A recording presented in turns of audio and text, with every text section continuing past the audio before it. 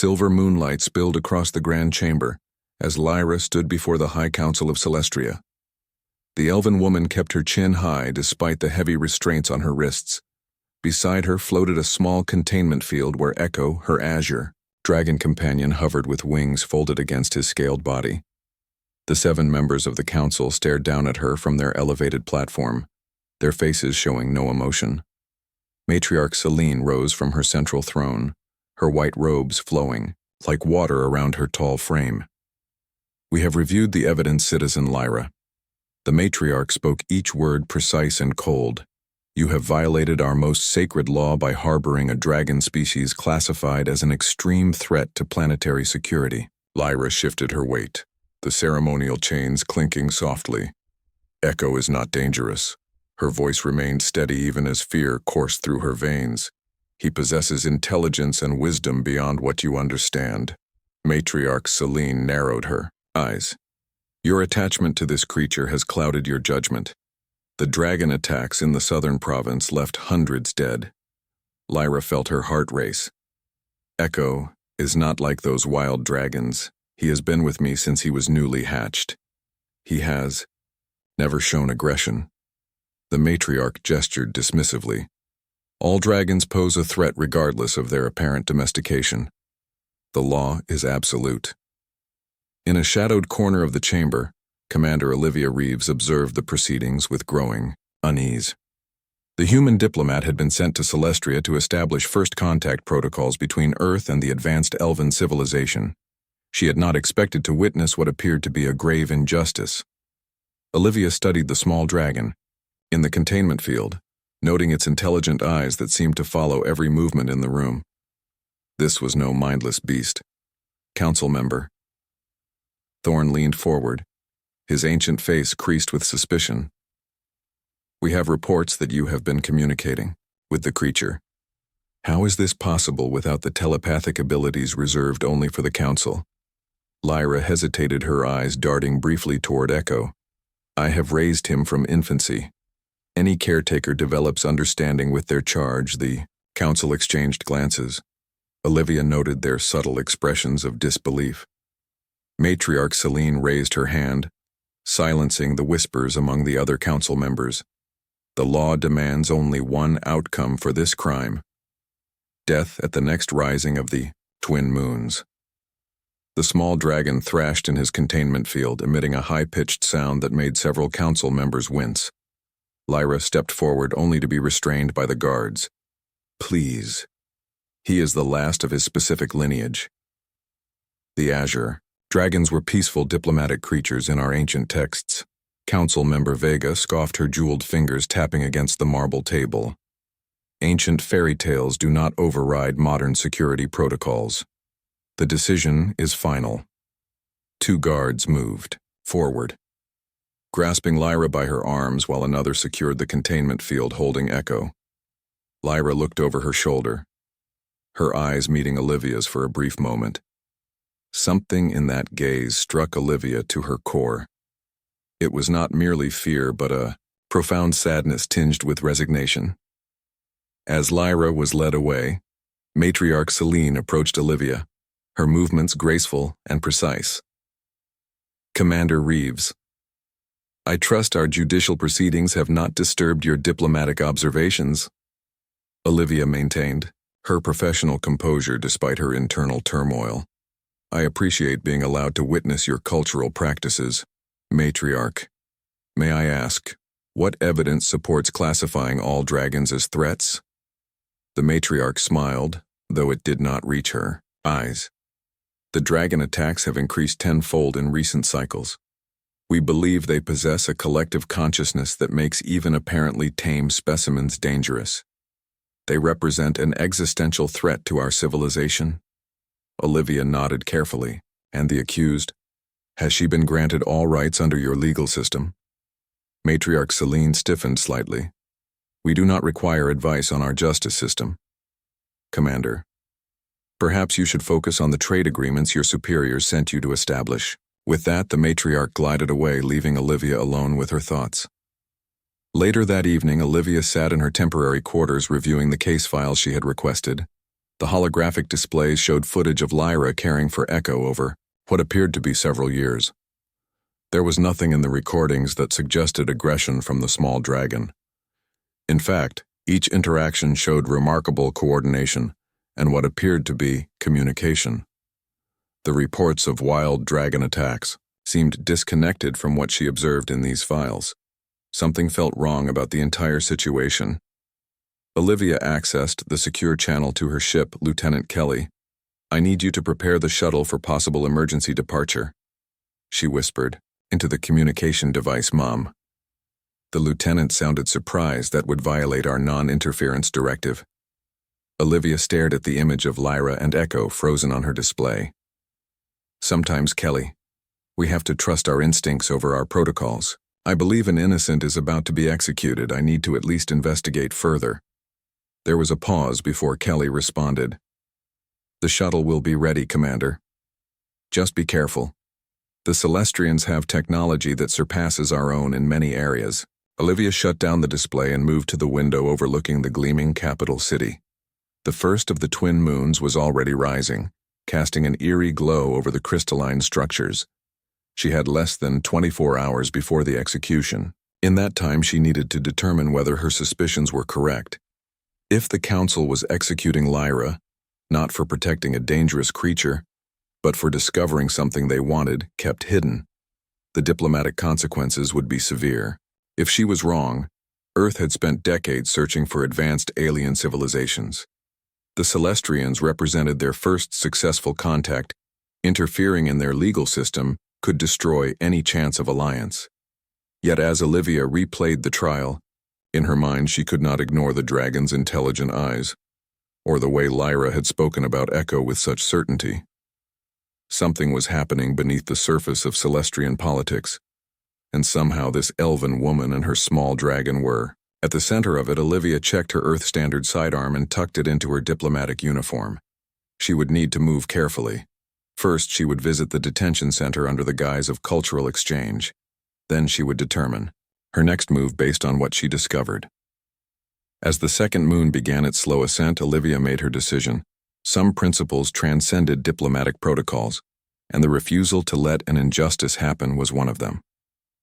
Night fell over Celestria as Olivia moved silently through the shadows of the detention center.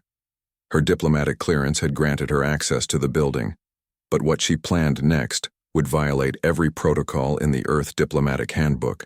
The human commander slipped a small device from her pocket, pressing it against the security terminal. Earth technology might be considered primitive by Celestrian standards, but human ingenuity had its advantages. The security grid flickered momentarily. As her device bypassed the encryption, Olivia checked the facility map on her wrist display. Lyra was being held in the high security wing, along with her dragon companion. 2 guards patrolled the corridor, their silver armor gleaming under the soft blue lights. Olivia waited for them to pass before moving forward. The cell door appeared as a solid wall to the untrained eye, but Olivia could see the faint energy barrier shimmer. Inside, Lyra sat cross-legged on the floor, her silver hair falling around her face like a curtain. The small azure dragon Echo floated in a containment field nearby, his wings twitching in sleep.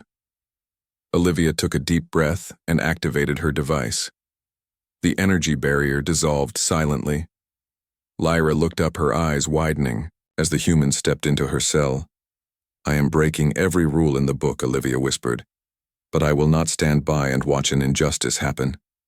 Lyra rose to her feet, graceful despite the restraints. "Why would you risk yourself for someone you do not know?" the elven woman asked, her voice soft with disbelief.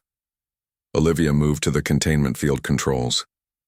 "Sometimes doing what is right matters more than following rules," she replied as her fingers worked to disable the field.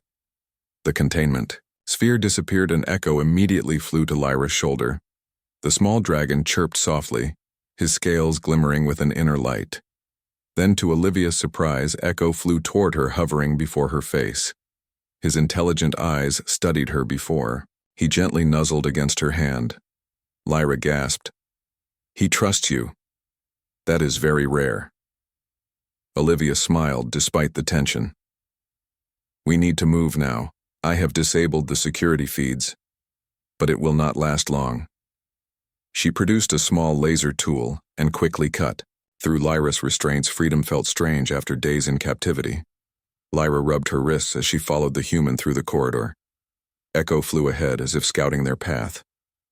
How did you know I was innocent?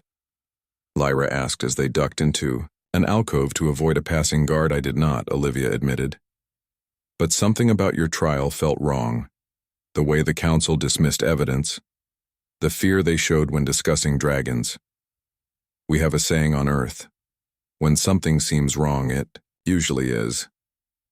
They reached a service exit without incident. The cool night air filled their lungs as they stepped outside. The twin moons hung overhead, casting dual shadows across the landscape. We need to reach my shuttle, Olivia said, guiding them toward the diplomatic complex. It is our only way off planet. Lyra hesitated. The Celestrian defense grid will detect any unauthorized launch. Her voice trembled. The penalty for helping me is death, Commander. Olivia smiled grimly. Then we better not get caught. They moved swiftly through the gardens that surrounded the diplomatic quarters. Echo suddenly tensed on Lyra's shoulder, his wings spreading in alarm. Lyra froze. Guards coming. How did you know? Olivia asked as she pulled them behind a large, flowering bush. Echo told me, Lyra whispered. He can sense their thoughts. Olivia stared at the dragon with new understanding. He is telepathic. The revelation hung between them as the guard patrol passed by. That is why the council fears dragons. Olivia realized they can read minds. Lyra nodded. Only the ruling class of Celestrians are supposed to have telepathic abilities. It is how they maintain control. Echo and his kind threaten that monopoly on power. They reached the shuttle without further incident. The small craft sat on its landing pad, sleek and unassuming. Lieutenant Kelly was waiting by the hatch, her expression tense. Commander, this is well beyond bending the rules, Kelly whispered as they approached. Olivia nodded. Note your objection in the log, Lieutenant. Then help us get aboard. The three of them plus Echo entered the shuttle. Olivia took the pilot's chair while Kelly secured the hatch. The engines hummed to life, a sound that immediately triggered alarms across the complex control tower to Earth shuttle. A stern voice came through the communication system. You are not authorized for departure. Shut down immediately. Olivia ignored the command, activating the launch sequence. Lyra sat beside her. Echo perched on her lap. The small dragon seemed fascinated by the control panel. The shuttle lifted off as warning lights flashed across the diplomatic complex. Celestrian defense ships will be scrambled, Lyra warned. They are faster than anything humans have built. Olivia smiled. Speed is not everything. She engaged a system that made the Celestrians underestimate humans. The shuttle's outline shimmered as a stealth field activated. Not invisible, but enough to confuse their tracking systems. The craft shot upward toward the stars on the view screen behind them. The beautiful crystalline cities of Celestria grew smaller. Planetary defense ships rose in pursuit, but their targeting systems struggled to lock on. We need to reach the jump point beyond the fourth moon, Olivia explained as she piloted the craft through evasive maneuvers. From there we can reach neutral space. Lyra watched the human with growing wonder. Why would your people develop such technology if you came in peace? Olivia kept her eyes on the controls. Humans have learned to hope for the best but prepare for the worst. Sometimes the line between diplomat and soldier blurs. A warning shot blazed past the shuttle, rocking it slightly. Echo chirped in alarm, but then closed his eyes. Suddenly, Olivia felt a strange sensation. Images flooded her mind. Tactical displays of the pursuing ships, weak points in their formation. It was as if she could see through the walls of the shuttle. Lyra gasped. He is connecting with you, sharing what he sees. Olivia did not question this impossible advantage. She adjusted course using the information Echo provided. The shuttle slipped through the defensive screen and accelerated toward the jump point. As they passed the outer moon, Olivia engaged the faster, Then light-drive stars streaked around them as they escaped the Celestrian system. Only when they were safely away did Olivia set the autopilot and turn to face Lyra. Now she said, "Tell me everything about Echo, and why the Council really wants him." Dead Lyra stroked the small dragon who had curled up exhausted from the mental effort I have been taught that humans are primitive beings. She admitted, "But your people show a compassion my own have forgotten. Echo is not just my pet commander, he is my friend. And if the Celestrian Council has their way, he will be the last of his kind." The shuttle emerged from hyperspace near a massive space station. Nexus Station floated against the backdrop of swirling nebula clouds, its ring structure spinning slowly to create artificial gravity. Olivia guided their craft toward the docking bay. "This is neutral territory," she explained to Lyra. "A trading hub at the edge of human space. We should be safe here for now." Echo pressed his small face against the viewport, his scales shimmering with excitement. The station grew larger as they approached. Ships of various designs moved around the structure, some human, but many from civilizations Lyra did not recognize. Lyra had never imagined such diversity existed beyond Celestrian influence. Their shuttle docked with a gentle thud. Lieutenant Kelly remained aboard to monitor communications while Olivia led Lyra and Echo into the station. "Keep Echo close," Olivia advised. "The station has no laws against non-terrestrial companions, but we should avoid drawing attention." They moved through crowded corridors filled with humans and aliens of numerous species. Many glanced curiously at Lyra's silver hair and pointed ears. Celestrians rarely ventured beyond their own territory. Finally, they reached a section marked Administration. A woman, with dark skin and close-cropped hair, looked up from her desk. "Olivia." The woman exclaimed, standing to embrace the commander. "I was beginning to think you forgot about our little corner of space." Olivia returned the hug. "Diana, I need your help." She gestured to Lyra and Echo. "This is Lyra and her companion Echo." Diana Winters studied the pair, her expression shifting from curiosity to concern. "A Celestrian," she whispered. "Your people never leave your system. What brings you here?" Diana led them through a side door into private quarters. Once inside, Olivia explained their situation. Diana listened without interruption, her eyes frequently darting to Echo, who explored the room with obvious curiosity. When Olivia finished, Diana sighed. "You certainly know how to complicate interstellar relations." She smiled, but her eyes remained serious. "The Celestrians have already sent diplomatic messages demanding your return. They claim you stole classified biological specimens." Lyra stepped forward. "Echo is not a specimen. He is a living being with rights." Diana nodded. "I believe you." She moved to a secure terminal and activated it. "Being station chief has its advantages. I have friends in intelligence who have been monitoring Celestria for years." The screen filled with images of dragons larger than Echo being hunted and captured. "According to our sources, the Celestrian Council has been systematically eliminating dragons for decades." Lyra sank into a chair, her face pale. "They told us the dragons were dying from natural causes, a disease that could not be cured." Diana shook her head. "No disease, just calculated genocide." Olivia leaned closer to the screen. "But why?" Diana pulled up another file. "Because of this, the footage showed a dragon and Celestrian communicating telepathically. Our analysts believe the dragons possess natural telepathic abilities that rival or exceed the Celestrian ruling class. The Council maintains power through their telepathic abilities. Dragons threaten that monopoly." Suddenly, Echo chirped loudly. His small body began to glow with blue light. Lyra rushed to him as he trembled. "What is happening?" she cried. Olivia and Diana moved back as the glow intensified. "Echo," Lyra whispered, kneeling beside her. "Companion." His body stretched and expanded, the blue scales multiplying rapidly. Within moments, where the small dragon had been, now stood a creature 3 times larger. His wingspan now reached across the room, head nearly touching the ceiling. "Echo." Lyra reached out a trembling hand. The larger dragon nuzzled her palm, his eyes still recognizable despite his transformation. "Incredible." Diana breathed a growth spurt, Olivia suggested. Or perhaps a metamorphosis.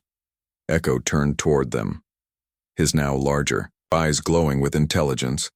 He looked directly at Olivia, then at Diana. Suddenly, both women gasped as images flooded their minds.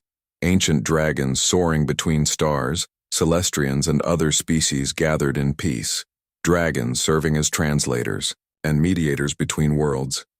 Then darker images, Celestrian leaders growing fearful of dragon influence, a systematic purge of dragons across the galaxy, Celestrian empire expanding unopposed without dragon mediation.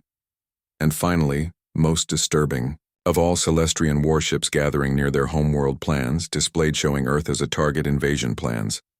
When the visions faded, Olivia steadied herself against the wall. Earth is in danger, she whispered. The Celestrians see us as a threat.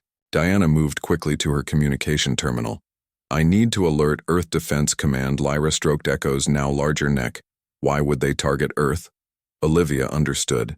Because of what I did. Helping you escape showed that humans value compassion over rigid law.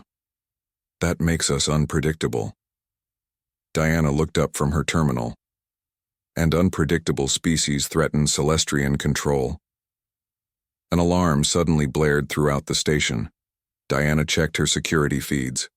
Celestrian hunters, 3 ships, just docked without authorization. They must have followed your trail.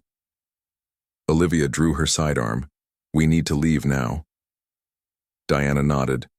Take my personal shuttle. Bay 12. Echo lowered himself, allowing Lyra to climb onto his back. The dragon had grown, large enough to carry her. Olivia stared in amazement before following them to the exit.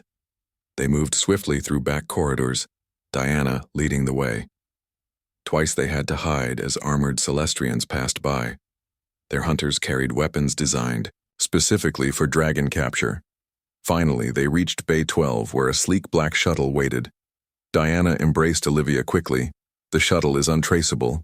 Head to Earth, I will send warning ahead of you. Lyra reached down from Echo's back, touching Diana's shoulder in gratitude. Echo chirped softly, his eyes meeting Diana's. Another vision flashed between them, this one of hope. Diana gasped. Go. She urged, I will delay them as long as possible. They boarded the shuttle, Echo barely fitting through the cargo door. As they launched, Olivia saw Celestrian hunters entering the bay. Diana stood her ground, blocking their path. The shuttle slipped away from Nexus Station, accelerating into the darkness of space. Lyra moved to the cockpit where Olivia plotted their course. Is Earth truly safe for us, she asked. Nowhere is truly safe now, Olivia replied. But Earth has something Celestria lost long ago. What is that? Olivia turned to face her. The belief that different does not mean dangerous. Echo moved, behind them his larger form filling the back of the cockpit. He made a soft rumbling sound that somehow felt like agreement. As the stars streaked past, Lyra realized her world had expanded beyond anything she had imagined. Her small companion was growing into something magnificent, and the human who had saved them both had shown her that compassion could cross the boundaries of species. Even as they fled toward an uncertain future, Lyra felt something she had not experienced since her trial. Began hope. The black shuttle entered Earth atmosphere under cover of night. Olivia had transmitted emergency codes to prevent automated defense systems from targeting them. Even so, as they descended toward the North American continent, warning lights flashed. Across the control panel, Earth Defense Force detected us, Olivia muttered, adjusting their approach vector. Lyra sat beside her with Echo, now too large for the cabin, watching from the cargo hold through the internal viewport. Will they shoot us down? Lyra asked, her voice tight with worry. Olivia shook her head. Not without warning first, but we will be detained upon landing. The shuttle touched down on a military landing pad surrounded by armed soldiers. Floodlights illuminated the craft as the hatch opened. A woman in a dark uniform approached, her posture rigid with authority. Commander Reeves. The woman called, her voice sharp. You have violated at least 15 regulations. Olivia stepped onto the tarmac, meeting the woman's stern gaze. Colonel, Samantha Kelly, I request immediate audience with the Global Council. Colonel Kelly frowned. You are in no position to make requests. Then her eyes widened as Lyra emerged from the shuttle. A Celestrian, followed by the colonel, stepped back as Echo squeezed his larger form through the cargo door, his wings folded tight against his body. Is that a dragon? Olivia finished for her. Yes, and Earth is in danger. Echo moved forward, his eyes meeting Colonel Kelly's. The colonel gasped as images filled her mind. The same visions of impending invasion that Echo had shared at Nexus Station. When the connection broke, Colonel Kelly staggered backward, steadied by one of her officers. Get the council online now. She ordered Priority 1 within hours. They sat in a secure briefing room beneath the Global Defense Headquarters. Echo remained in a larger chamber nearby, as Olivia and Lyra addressed the 12 members of Earth's Global Council through holographic projections after explaining their situation. Olivia fell silent, allowing the council members to discuss among themselves. Chairperson Maya Patel raised her hand for silence. This is unprecedented, she began, but the evidence provided by the dragon is compelling. Colonel Kelly nodded. Our intelligence has detected unusual Celestrian fleet movements. It aligns with the invasion plan the dragon showed us. Lyra leaned forward. Echo has no reason to deceive you. Celestria wants him dead along with all dragons. Chairperson Patel studied Lyra carefully. Why would your people risk war with Earth? We have made no aggressive moves against Celestria. Lyra sighed.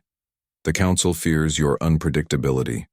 Humans value freedom and compassion in ways my people have forgotten. That makes you dangerous to their control.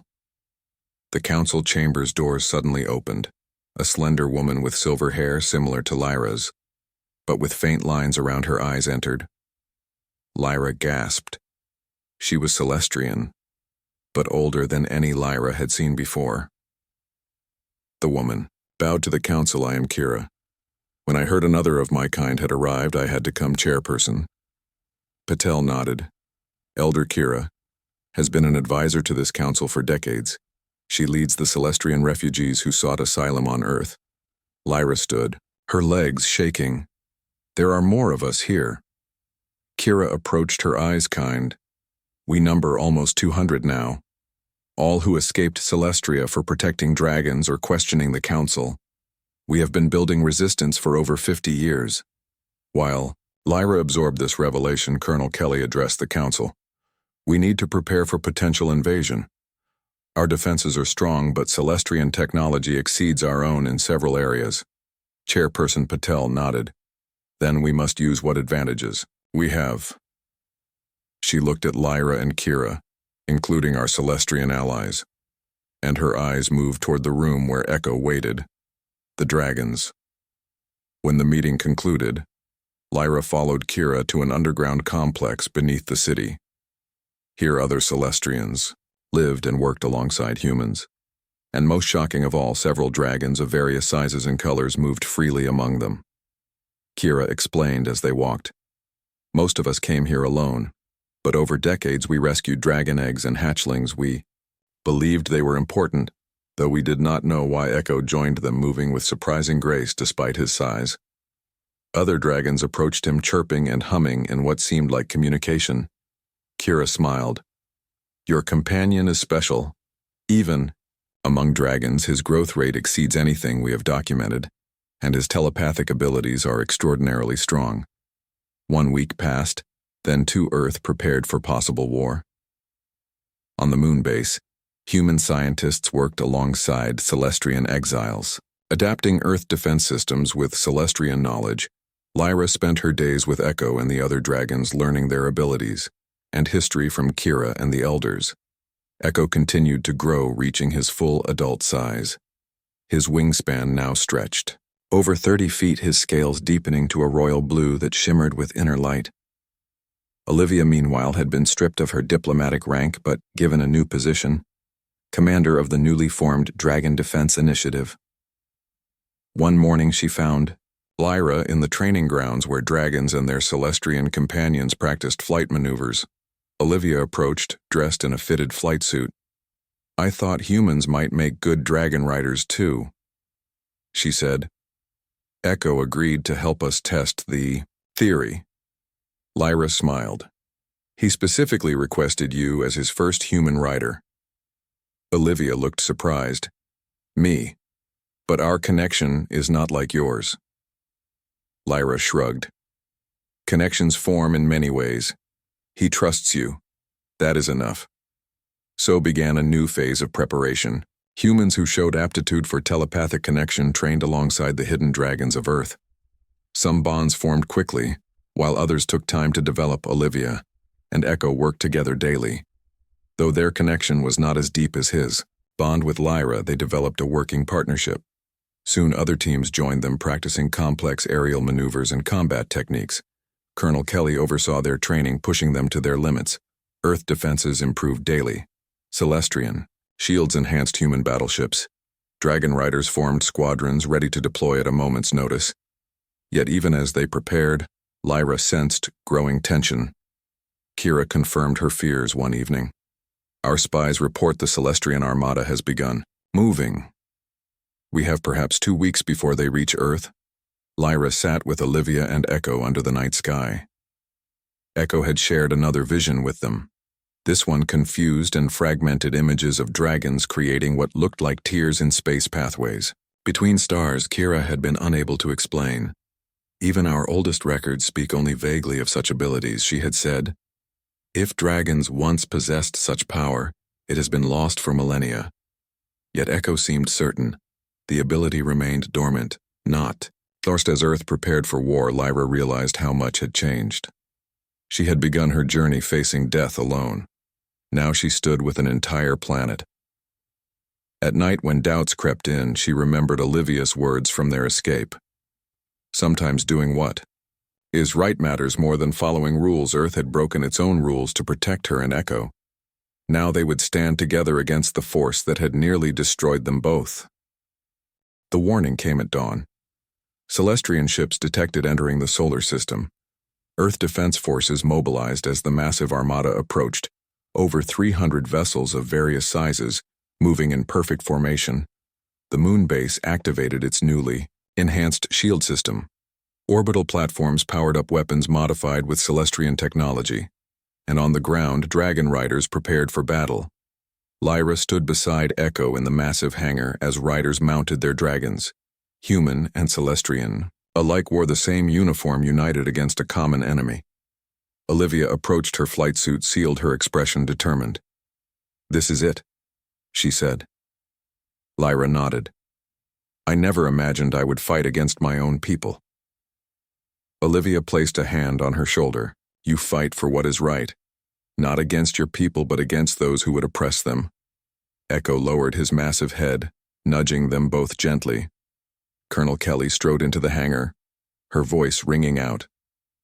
"First wave incoming. All riders to positions." Olivia climbed onto Echo's back behind Lyra.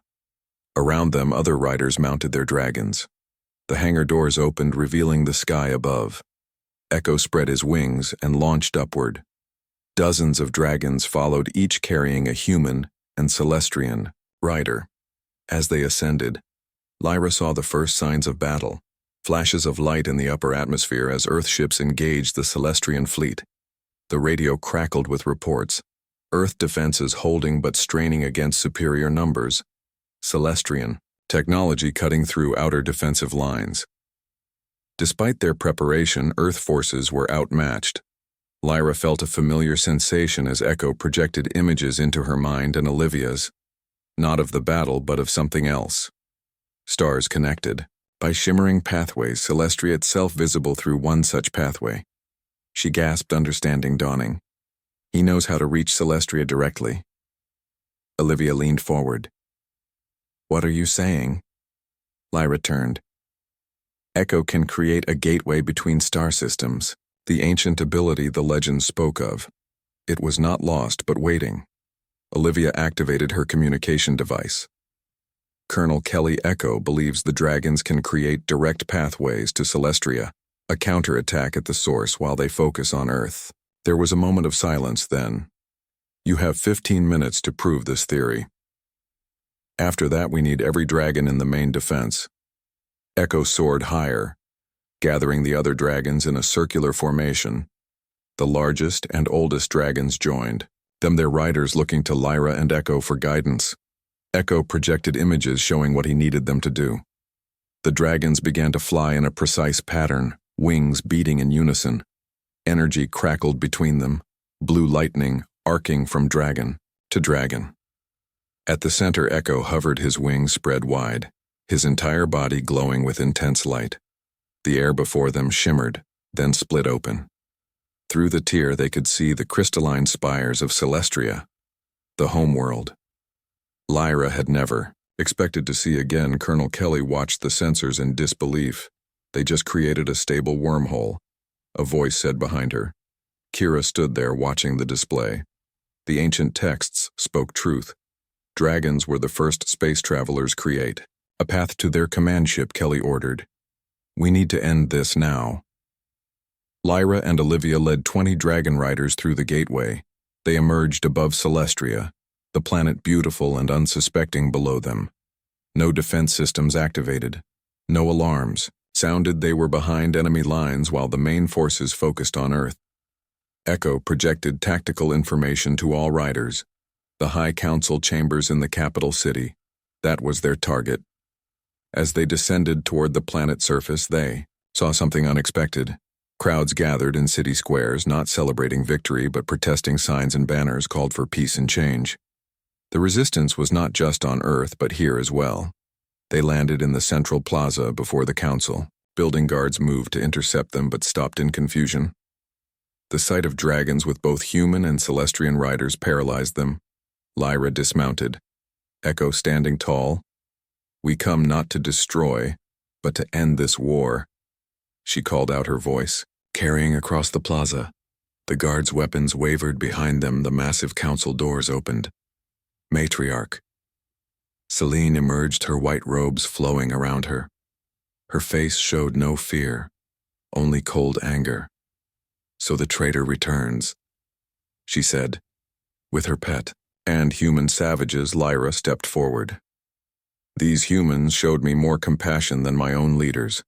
They protect what they do not understand rather than destroy it.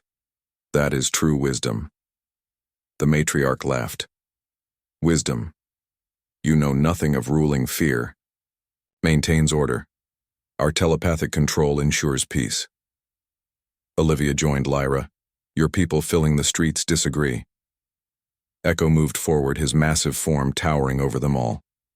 The matriarch stepped back despite herself.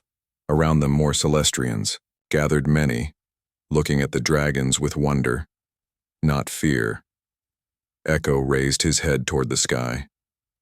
Suddenly, every dragon present began to hum in unison. The sound vibrated through stone and air, through minds and hearts.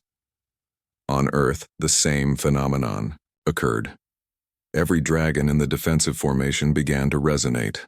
The harmonic wave spread outward. Weapon systems on both sides flickered and died. Ships lost power, drifting in space, but life support remained functional. No lives were lost, only the means to take life. In that moment of forced peace, Echo did something extraordinary. He created a telepathic network connecting every mind, human and Celestrian, those fighting for Earth and those attacking it.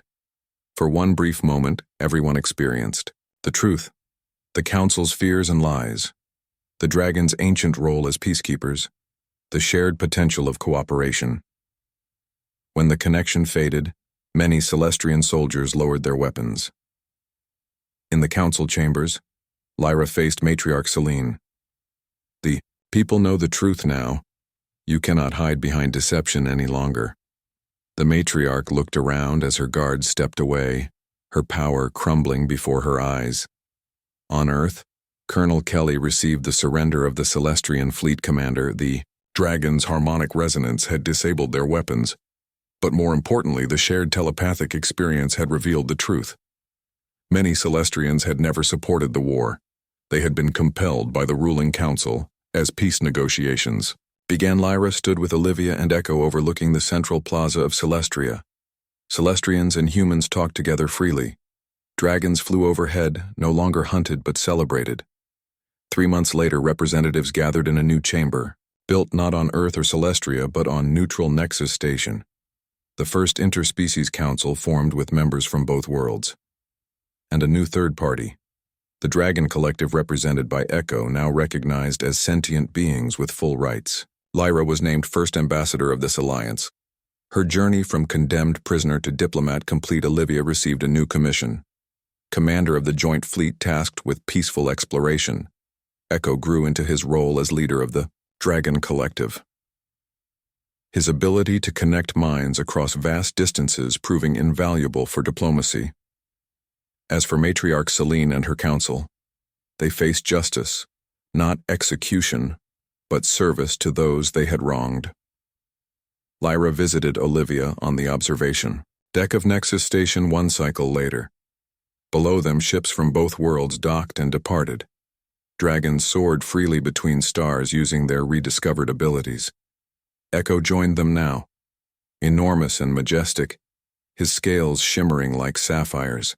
Olivia smiled at her friends. When I broke you out of that cell, I never imagined this outcome. Lyra nodded. One act of compassion changed everything. Echo rumbled in agreement, projecting an image to them both. A small cell, a human refusing to let an injustice happen. And the countless lives changed by that single decision. Sometimes doing what is right matters more than following rules. Olivia had said that truth had saved not just one life, but potentially billions across 2 civilizations. And as Echo prepared to create another gateway between stars, he carried that lesson with him. A reminder that sometimes the most powerful force in the universe is simply the refusal to let injustice stand.